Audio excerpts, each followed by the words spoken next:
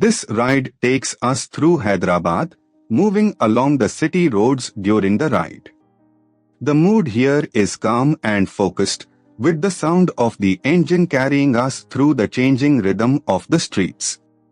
Let the road unfold naturally as we settle into this stretch. A little further along, this part of the route shows a grounded side of Hyderabad, where everyday movement defines the street. Shops, side lanes, and passing vehicles build a sense of momentum, and the pace stays steady. It is the kind of stretch where the ride feels less like a destination and more like a continuous observation. As the ride continues, here is something worth knowing about this part of Hyderabad. Bonalu is a vibrant expression of Hyderabad's connection to its Telangana heritage.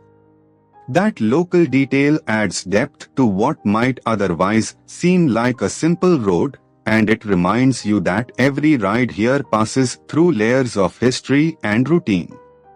Coming into the next stretch, from the rider's perspective, this section is defined by spacing, timing, and attention.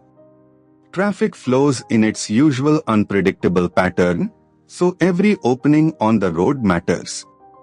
The experience becomes less about speed and more about reading the street early, staying smooth, and keeping the ride controlled.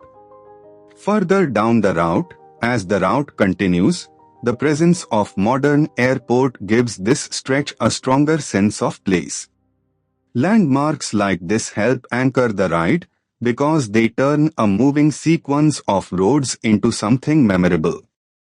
With the road opening ahead, the atmosphere here changes with the hour, and the weather adds its own character to the ride.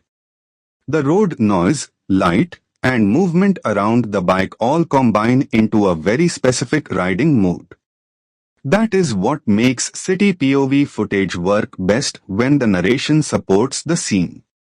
As this ride through Hyderabad comes to a close, the journey may be simple, but the texture of the road, the city, and the ride itself is what makes it worth watching.